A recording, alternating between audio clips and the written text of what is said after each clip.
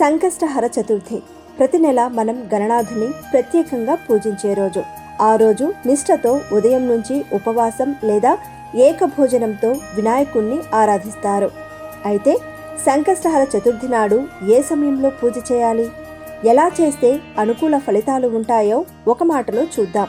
మా ఒక మాట గనక మిమ్మల్ని అలరిస్తుంటే మరింత మందికి షేర్ చేయండి మరియు సబ్స్క్రైబ్ చేయండి.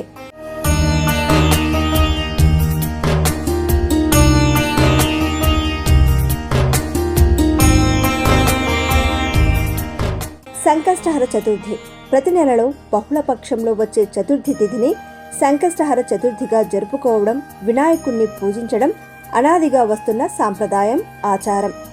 అసలు సంకష్టహర చతుర్థి రోజున గణపతిని ఎందుకు పూజించాలి ఇప్పుడు మనం తెలుసుకుందాం.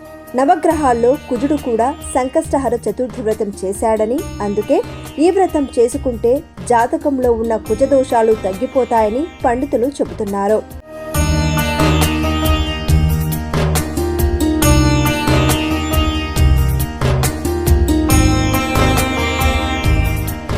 కుజుడి అనుగ్రహం కలుగుతుందని అంటున్నారు.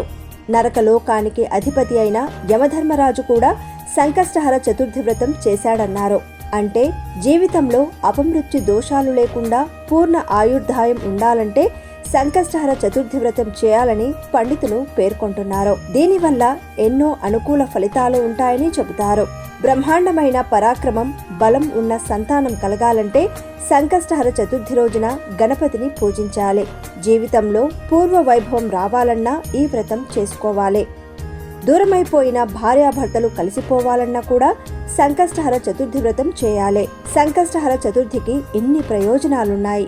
సంకష్టహర చతుర్థి రోజున గణపతి వ్రతాన్ని చేయాలనుకున్న వారు గణేశ పురాణంలో చెప్పిన విధంగా చేస్తే మామూలు పూజ కంటే ఇంకా అద్భుతమైన ఫలితాలు కలుగుతాయి. గణేశ పురాణంలో సంకష్టహర చతుర్థి ఎలా చేసుకోవాలని చెప్పారో తెలుసా? ఆ విషయాలు ఇప్పుడు చూద్దాం. అలాగే వ్రతాన్ని ఎలా ఆచరించాలి అనేది కూడా తెలుసుకుందాం.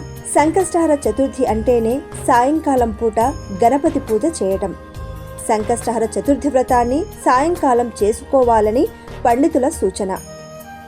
సాయంకాలం కాగానే ముందుగా నువ్వుల పొడి, ఉసిరిక పొడి శరీరానికి రాసుకొని స్నానం చేయాలి.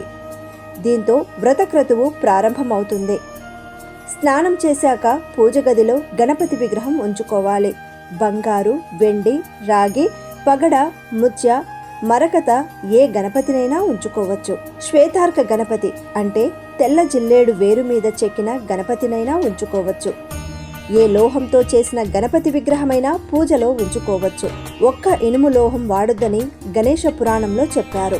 ఇనుముతో చేసిన గణపతి తప్ప ఏ గణపతినైనా పూజకు వాడవచ్చు.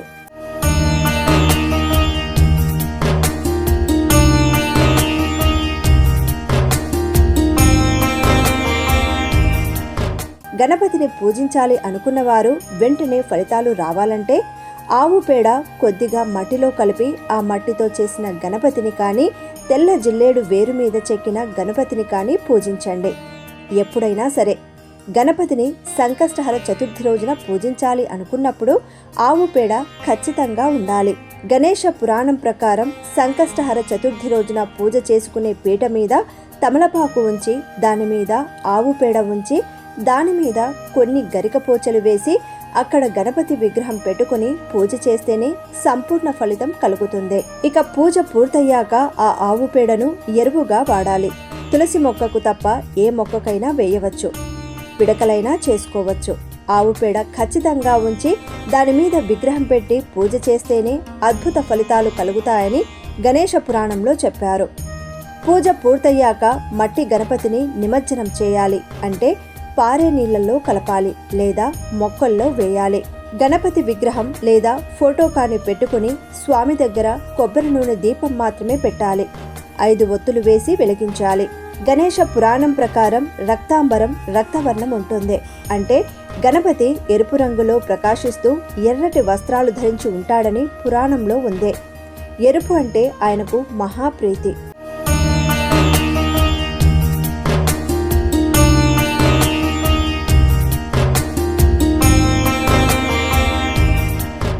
గణేశుణ్ణి పూజించాలి అనుకునేవారు ముందుగా ఎర్ర పుష్పాలను సిద్ధం చేసుకోవాలి. ఎర్ర మందారం పూలు, ఎర్ర గులాబీలు, ఇలా ఎర్రటి పుష్పాలతో గణపతిని పూజించాలి. అలాగే 2 గరికపోచలు కలిపి గణపతి విగ్రహం దగ్గర ఉంచాలి. గరికపోచల జంట ఎర్ర పూలతో గణపతిని పూజించాలి. గణపతి అష్టోత్తర నామాలు చదవాలి. అష్టోత్తరం మొత్తం చదవలేని వారు గం క్షిప్ర ప్రసాదనాయ నమః మంత్రాన్ని వీలైనన్ని సార్లు చదువుకోవాలి. గణపతి పూజలో ఎర్రపూలు, గరికపోచలతో పాటు నేరేడు ఆకులు కూడా కొని ఉంచాలి. దీనివల్ల గణేశుడు అనుగ్రహిస్తాడని గణేశ పురాణంలో చెప్పారు. ఇలా పూజ చేశాక హారతి ఇచ్చి నైవేద్యం పెట్టాలి. నైవేద్యంగా పాయసం పెట్టొచ్చు, రకరకాల పండ్లు, ఉండ్రాళ్ళు పెట్టొచ్చు. ఉండ్రాలంటే గణపతికి చాలా ఇష్టమని తెలుసు కదా. నువ్వులతో చేసిన పదార్థాలు కూడా సమర్పిస్తే అద్భుత ఫలితాలు కలుగుతాయని గణేశ పురాణంలో వివరించారు.